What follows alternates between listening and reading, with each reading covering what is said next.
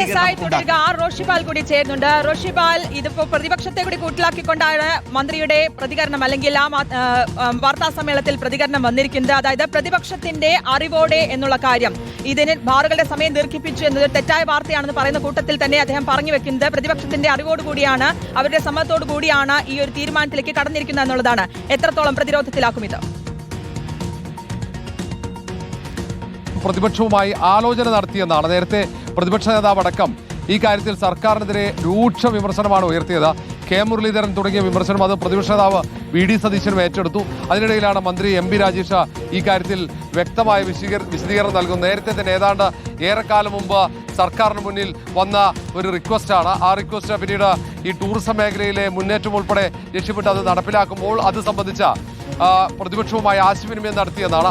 അത് ആരുമായിട്ടാണ് ആശയവിനിമയം നടത്തിയെന്നതിൽ വ്യക്തത വരേണ്ടതുണ്ട്. അത് പ്രതിപക്ഷ നേതാവ് വി ഡി സതീശനുമായിട്ടാണോ അല്ലെങ്കിൽ പ്രതിപക്ഷ ഉപനേതാവ് പി കെ കുഞ്ഞാലിക്കുട്ടിയുമായിട്ടാണോ ആ തരത്തിലൊരു ചർച്ചകൾ നടന്നത്? അത് ആരാണ് ചർച്ച നടത്തിയത് എന്നതിലടക്കമുള്ള വ്യക്തത വരണം. ഏതായാലും പ്രതിപക്ഷവും ഭരണപക്ഷവും ഒത്തുചേർന്നാണ് ഇങ്ങനെ ബാർ സമയം നീട്ടാനുള്ള തീരുമാനം എടുത്തത് എന്ന് ആ തരത്തിൽ ഒരു വിശദീകരണമാണ് ഇപ്പോൾ സർക്കാരിന്റെ ഭാഗത്ത് എക്സൈസ് മന്ത്രി എം പി രാജേഷ് അങ്ങനെ ഒരു വിശദീകരണം നൽകുന്നത്. ഇതോടുകൂടി ഈ ആരോപണം ഉന്നയിച്ച സർക്കാരിനെ പ്രതിക്കൂട്ടിൽ നിർത്താൻ ഒരു ആയുധം ലഭിച്ചു എന്ന ആത്മവിശ്വാസത്തോടെ രംഗത്തിറങ്ങിയ നേതാക്കൾ ഇനി ഏത് തരത്തിലുള്ള വിശദീകരണമാണ് നൽകുക എന്നതാണ്. പക്ഷേ എന്തായാലും ഈ കാര്യത്തിൽ പ്രതിപക്ഷ നേതാവ് വി ഡി സതീശന്റെ വിശദീകരണം ഏറ്റവും പ്രധാനമാണ്. കാരണം അങ്ങനെ ഒരു ആലോചന നടത്തിയിട്ടുണ്ടോ? ആലോചനയിൽ സർക്കാരിന്റെ നിലപാടിന് അനുകൂലമായിരുന്നോ പ്രതിപക്ഷത്തിന്റെ തീരുമാനം അല്ലെങ്കിൽ പ്രതിപക്ഷത്തിന്റെ നിലപാട് എന്നതിലാണ് ഇനി പ്രതിപക്ഷ നേതാവ് വി ഡി സതീശന്റെ നിലപാട് വരേണ്ടത്, വിശദീകരണം വരേണ്ടത്. ഏതായാലും പ്രതിപക്ഷത്തിന് ഒരു ആയുധമാക്കാൻ പറ്റിയ അവസരം അത് നഷ്ടമായിരിക്കുന്നു എന്നതാണ് ഏറ്റവും പ്രധാനപ്പെട്ട കാര്യം. തീർച്ചയായിട്ടും അതാണ്, പ്രതിപക്ഷത്തിന്റെ ഒരു ആയുധം എന്നുള്ള രീതിയിലായിരുന്നു ഇതിനെ കൊണ്ടുപോകാൻ കഴിഞ്ഞിരുന്നത്. പക്ഷേ പ്രതിപക്ഷത്തെ പ്രതിക്കൂട്ടിലാക്കുന്ന രീതിയിൽ അല്ലെങ്കിൽ പ്രതിപക്ഷത്തിന് പ്രതിരോധിക്കാൻ കഴിയാത്ത രീതിയിലുള്ള ഒരു നീക്കം. റോഷിപാൽ, ഇതിനൊപ്പം തന്നെ ഈ ഫയൽ നീക്കം വൈകുന്നു എന്നുള്ളൊരു ആരോപണമായിരുന്നു പ്രധാനമായിട്ടും ഉന്നയിക്കപ്പെട്ടിരുന്നത്.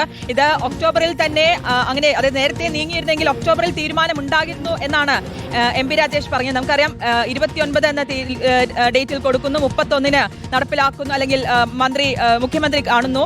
പക്ഷേ അങ്ങനെ അത്ര പോലും കാലയളവ് വേണ്ടിയിരുന്നില്ല.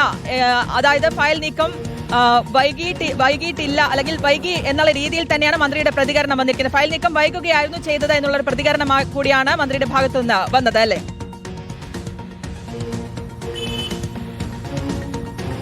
എക്സൈസ് മന്ത്രി എം പി രാജേഷ് അങ്ങനെ വിശദീകരിക്കുമ്പോഴും ആ ഫയൽ നീക്കത്തിന്റെ വേഗത ഒരു അസാധാരണമാണെന്ന് സംശയമുണ്ടാക്കുന്നുണ്ട്. കാരണം വളരെ പെട്ടെന്ന് അത് എക്സൈസ് മന്ത്രിയിൽ നിന്നും മുഖ്യമന്ത്രിയുടെ ഓഫീസിലേക്ക് എത്തുന്നു. പിന്നീട് അങ്ങോട്ട് അതിവേഗത്തിലാണ് ഫയൽ നീക്കം നടക്കുന്നത്. അതാണ് സംശയം ജനിപ്പിക്കുന്നത്. ഏതായാലും ബാറുകൾക്ക് അനുകൂലമായ ഒരു തീരുമാനം. കാരണം നിലവിലെ സമയം അത് നീട്ടണമെന്ന ആവശ്യം പല കാലങ്ങളായി ഈ ബാറിന്റെ സംഘടന, അത് കേരള റെസ്റ്റോറന്റ് അസോസിയേഷൻ പല തവണയായി മുന്നോട്ട് വെച്ചതാണ്. പക്ഷേ അത് അംഗീകരിച്ചിരുന്നില്ല.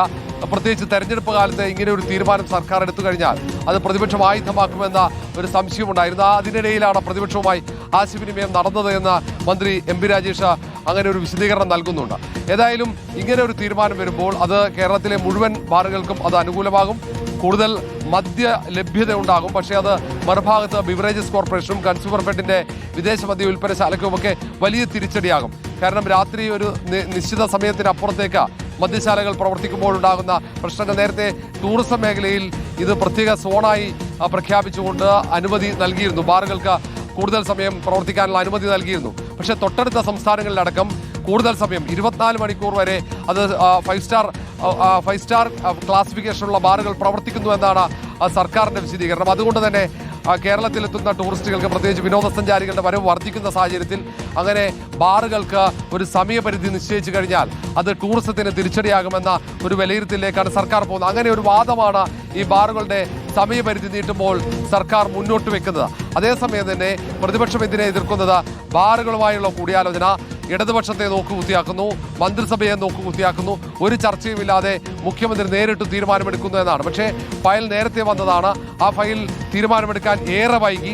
നേരത്തെ തീരുമാനമെടുക്കാമായിരുന്നു, ഒക്ടോബറിൽ എടുക്കേണ്ട തീരുമാനമാണ്. പക്ഷേ അത് ഏറെ വൈകിയാണ് തീരുമാനമെടുക്കുന്നത് എന്നാണ് എക്സൈസ് മന്ത്രിയുടെ വാദം. ഏതായാലും ഇന്നു മുതൽ ഇത് പ്രാബല്യത്തിൽ വരികയാണ്. ഇന്ന് രാത്രി മുതൽ തന്നെ അത് പ്രാബല്യത്തിലാകും. ഇന്നേ ദിവസം മുതൽ തന്നെ ബാറിന്റെ സമയപരിധി വർദ്ധിക്കുകയാണ്. കേരളത്തിൽ ഒരു വിഭാഗം മദ്യശാലകൾക്ക് മാത്രം കൂടുതൽ സമയം പ്രവർത്തിക്കാനുള്ള അനുമതി എന്ന രീതിയിലായിരുന്നു ഈ ബാർ സംഘടനകൾ അങ്ങനെ ഒരു വിമർശനം ഉയർത്തിയത്. ബാറുകൾ പ്രവർത്തിക്കുന്ന ഹോട്ടൽ അസോസിയേഷന്റെ പ്രധാനപ്പെട്ട പരാതിയും അതായിരുന്നു. ആ പരാതിയുടെ പരിഹാരമാകുമ്പോൾ മറുഭാഗത്ത് മദ്യം കൂടുതൽ ലഭ്യത ഉണ്ടാകുന്നു. മദ്യം ഒഴുക്കാനുള്ള ഒരു തീരുമാനത്തിന്റെ ഭാഗമായിട്ടാണ് ഇങ്ങനെ സമയം നീട്ടുന്നത്. മദ്യനയത്തിലെ മാറ്റം എന്ന വിമർശനവും ഉയരുന്നുണ്ട്. ഓക്കെ,